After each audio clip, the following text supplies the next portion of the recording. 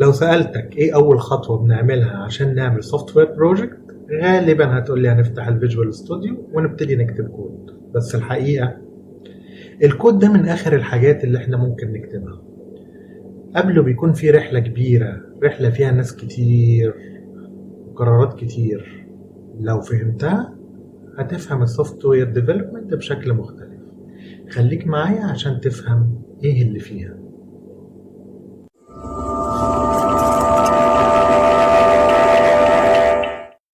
اهلا بيك في وي ار جيكس. انا المهندس طارق عزام، وجاي من خلال قناتي وي ار جيكس انقل لكم الخبره اللي انا اكتسبتها في خلال 24 سنه في مجال السوفت وير ديفلوبمنت.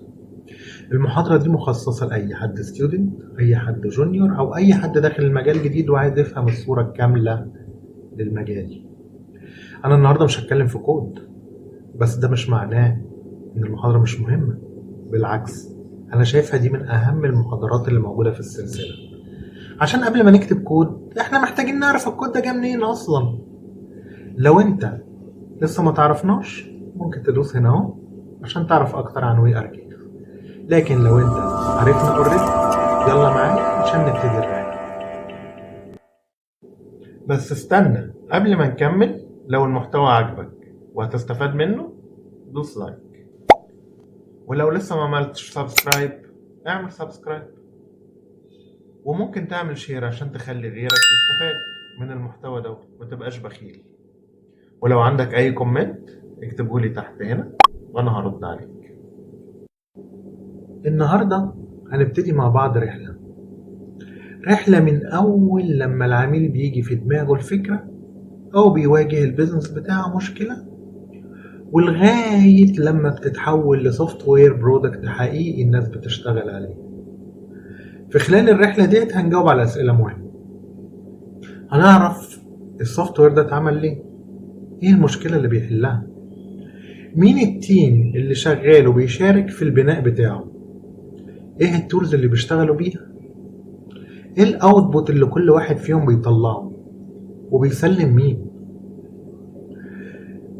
يعني ببساطة هنفهم السوفت وير برودكت ده بيتولد ازاي، بيكبر ازاي، وكل شخص في التيم بيساهم فيه ازاي. والاهم ان في نهاية المحاضرة ديت هتبتدي تكتشف نفسك. شوف انت ميال للبيزنس ولا انت حابب تبقى يو اي او يو اكس، او يمكن تكون حابب تبقى باك اند ديفلوبر او فرونت اند ديفلوبر او كيو سي، او لو انت بتحب التنظيم والبروسيس والحاجات ديت شايف نفسك سكرام ماستر. خليك معايا عشان تعرف انت عايز ايه. تخيل معايا كده ان عندنا كلاينت عنده فكرة وفرحان بيها جدا وعايز يحولها لسوفت وير. طيب هو عايز يعمل الفكرة دي ليه اصلا؟ ممكن يكون عنده بروبلم في البيزنس عنده وعايز السوفت وير بتاعه ده يحلها، او ممكن هو شايف ان في فكرة معينة الناس محتاجاها فهو ممكن يقدمها في شكل سوفت وير، او ببساطة هو عنده بيزنس ايديا عايز يعمل سوفت وير برودكت ويكسب فلوس. طيب عشان نفهم الدنيا ديت بشكل اوضح، تعال نتخيل كده ان العميل بتاعنا عايز يعمل يوزد ماركت بليس.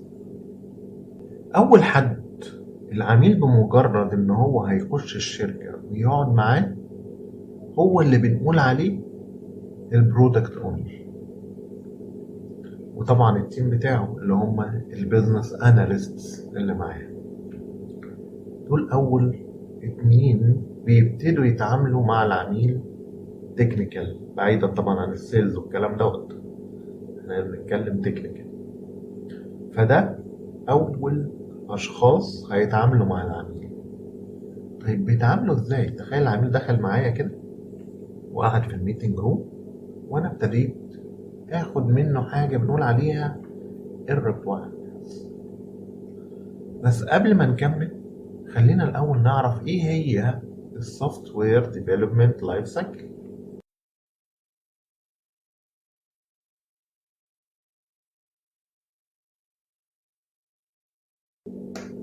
طيب العميل بتاعنا دخل الميتنج روم وقابله اول حد عندنا في التيم اللي هو البرودكت اونر، وممكن يبقى معاه البيزنس اناليست يساعده. فهيبتدي يسأل الراجل او الكلاينت دوت: يا كلاينت، هو انت ليه عايز تعمل الابليكيشن دوت؟ فيرد الكلاينت: والله انا عايز اسهل على الناس اللي عايزه تبيع عربياتها انها تلاقي مكان ديجيتال تقدر تعرض فيه عربياتها بسهوله وبطريقه اقتصاديه من غير ما تضطر ان هي تستعين بوسيط ياخد عموله كبيره.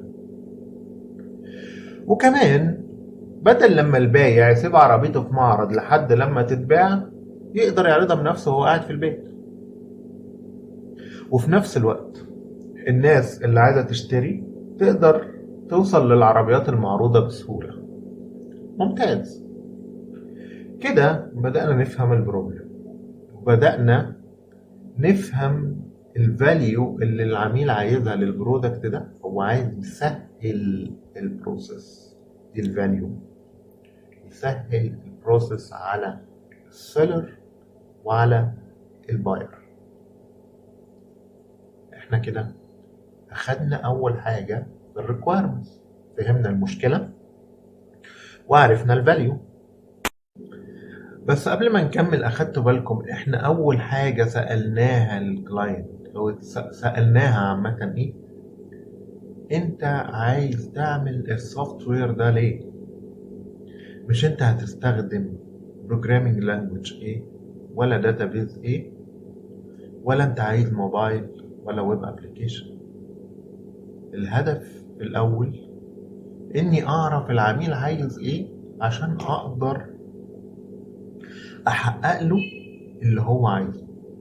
فهيجي البرودكت اونر يقول للعميل: والله يا كلاينت، انا محتاج اعرف مين اليوزرز اللي هيستخدموا الابليكيشن بتاعك.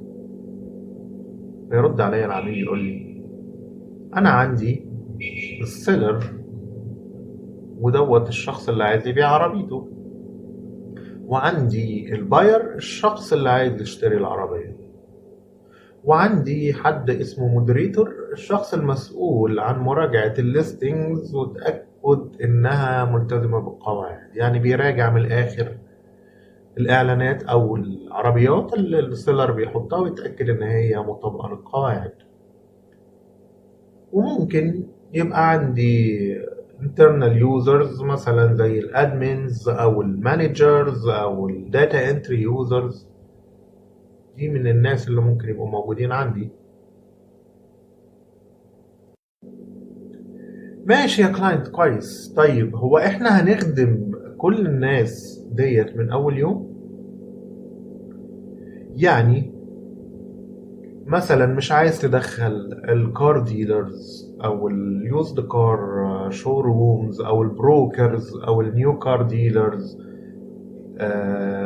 فيرد عليا العميل يقول لي: الحقيقة ان دي فكرة ممتازة جدا، لكن حاليا انا عايز اركز في اول فيرجن على اليوزد كار ماركت بليس بس،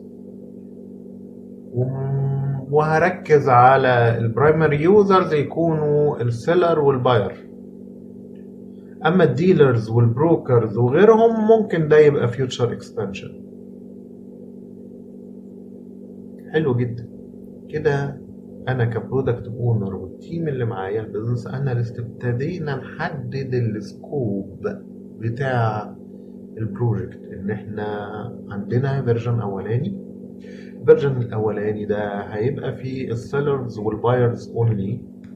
ممكن يبقى عندي اكسبانشن بعد كده، اجيب معارض العربيات ادخلها، البروكرز، الشورومز، وات ايفر، ممكن اعمل فيتشر اكسبانشن ليها.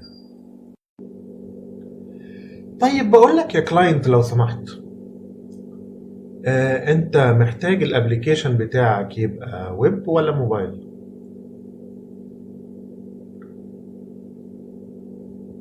هيرد عليا وهيقول لي: والله انا عايز الاتنين،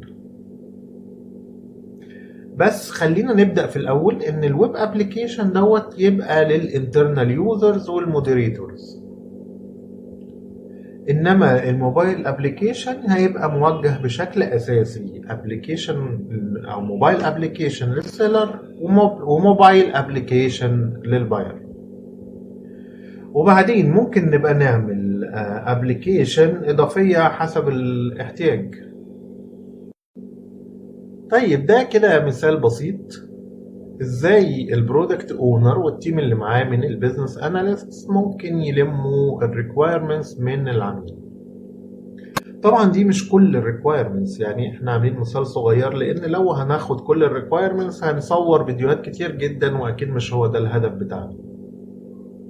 فخلينا نعتبر كده ان خلاص البرودكت اونر بقى معاه كل الريكويرمنتس موجوده معاه وفي دماغه والدنيا تمام. فما ينفعش يجي ويروح للديفلوبمنت تيم ويقوم جاي رامي في وشهم كل الريكويرمنتس دي ويقول لهم يلا معاكم شهرين اعملوا لنا السوفت وير، ادي الريكويرمنتس اهي. اتكلمنا ان الناس اللي شغاله على البروجكت عندنا هم الكلاينت والبرودكت اونر والبيزنس اناليست. هل هم دول بس؟ اكيد لا طبعا احنا عندنا ناس كتير قوي ريليتد بالموضوع ده بنقول عليهم الستاك هولدرز. الستاك هولدرز دي مكونه من مين؟ من الكلاينت زي ما قلنا، من البرودكت اونر، من البيزنس اناليست، من اليو اي يو اكس ديزاينرز. مثلا لو انا عندي يو اي يو اكس ديزاينر هو ده شخص المفروض ان هو ريليتد بالبروجكت. الديفلوبرز سواء باك اند فرونت اند فول ستاك، الكيو سي تيسترز، سكرام ماستر لو انا شغال اجايل، المانجرز عامه ممكن يكون فاينانشال مانجر، ممكن جنرال مانجر، اي حد انترستد او يهمه البروجكت ده هو بنقول عليه ستاك هولدر. بس خد بالك مش كل الستاك هولدرز هما اللي هنقول عليهم السكرام تيم. ايه سكرام تيم ده؟ فاكر لما قلت لك ان السوفت وير ديفلوبمنت اما بيتعمل كووتر فول او بيتعمل كاجايل. الاجايل دوت في ابروتش اسمها سكرام اجايل بيكون فيها حاجة اسمها سكرام تيم، التيم المسؤول على انه يعمل ديفلوبمنت للسوفت وير. وهنا ديفلوبمنت ما اقصدش عليها كودينج، ديفلوبمنت عامة سواء كان بزنس اناليست، لو كان يو اي، لو كان فرونت اند، لو كان باك اند، لو كان كيو سي، وات ايفر اللي عنده التكنيكال باك جراوند اللي هيشارك في الديفلوبمنت بتاع السوفت وير بندخله في التكنيكال تيم. قبل ما نخش ونعرف كل واحد من دول بيعمل ايه، تعال نشوف كده الاجايل دوت شكله عامل ازاي او الفريم ورك دي عامله ازاي.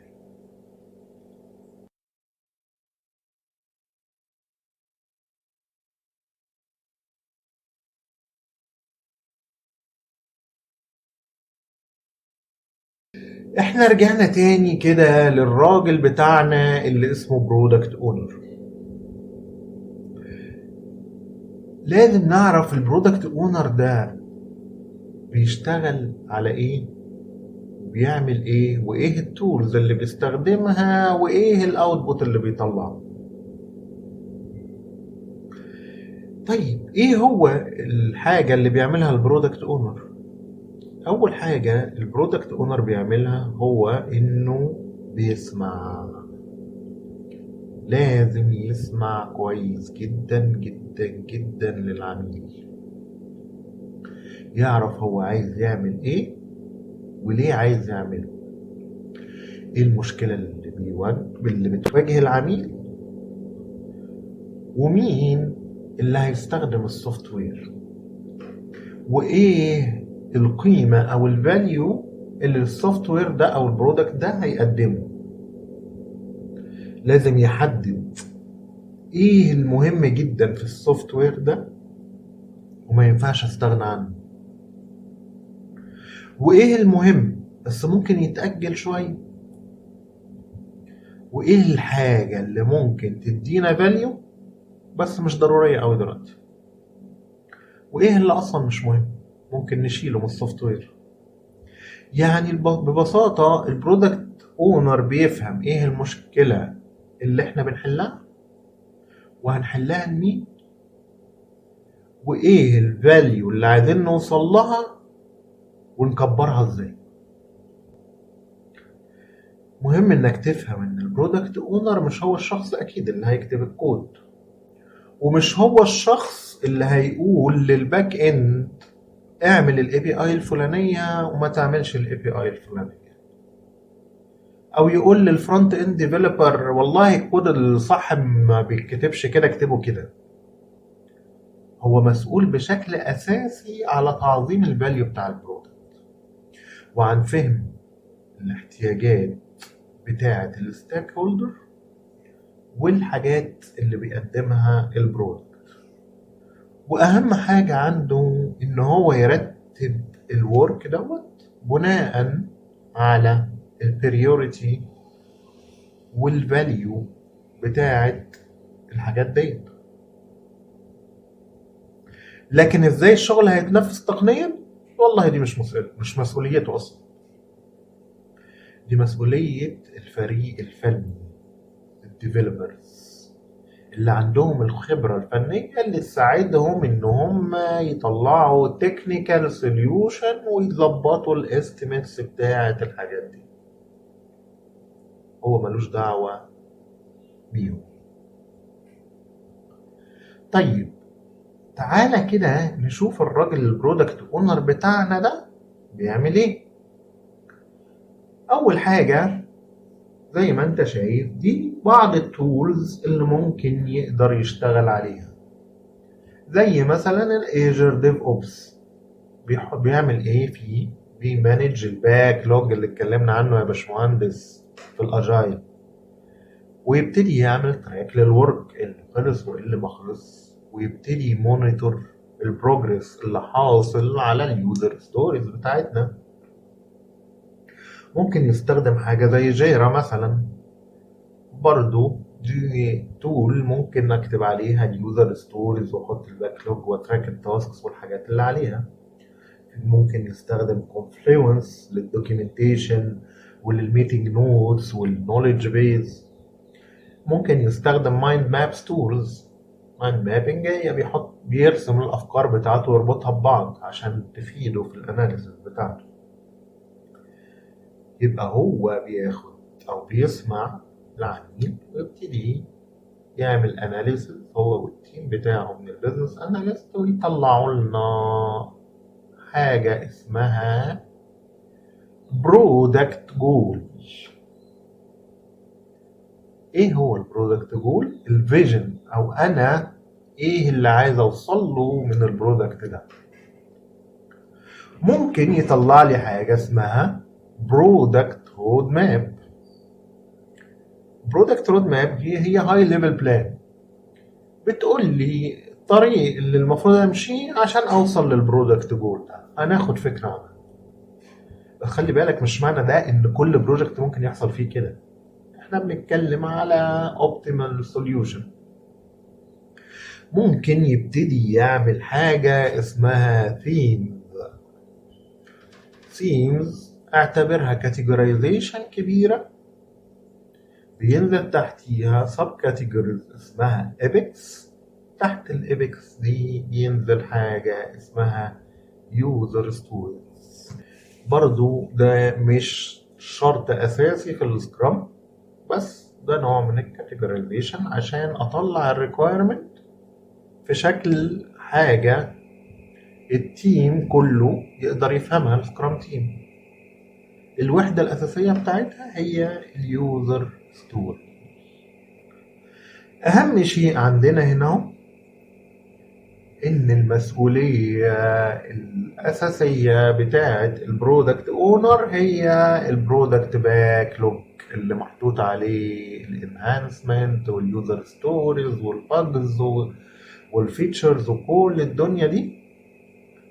هو مسؤوليته إن هو يحافظ على الباكلوج ده بشكل مرتب prioritized، موجود بشكل منظم، عشان هنستخدم البرودكت باكلوج ده في إن إحنا نطلع لكل سبرنت منه الشغل اللي إحنا هنشتغل عليه. هو شغلته الأساسية إن هو يرتب الباكلوج، يحط يديله يحدد الفاليو بتاعت كل يوزر ستوريز منهم والبريوريتي بتاعتها، عشان يعظم الفاليو في الآخر، الجول الأساسي للشغلانة بتاعته. وده ببساطة أول حد عندنا في التيم اتعرفنا عليه اللي هو البرودكت اونر. أنا كده وصلت للآخر الحلقة. أتمنى إني ما أكونش طولت عليكم، وإني أكون أفدتكم ولو بجزء قد كده اهو. في الحلقة الجاية إن شاء الله هنتعرف أكتر عن البرودكت باكلوج وعن اليوزر ستوري وإزاي بنجهزهم وإزاي التيم بيشتغل عليها. ما تنساش قبل ما تقفل تعمل سبسكرايب وتعمل لايك وتفعل الجرس عشان يوصلك الحلقة الجاية. لو عندك أسئلة على الحلقة دي اكتبها لي تحت في الكومنتس، وأنا هحاول أرد على كل أسئلتكم. يا ريت تعمل شير عشان تفيد غيرك زي ما انت استفدت. شكرا ليكم واشوفكم على خير. سلام.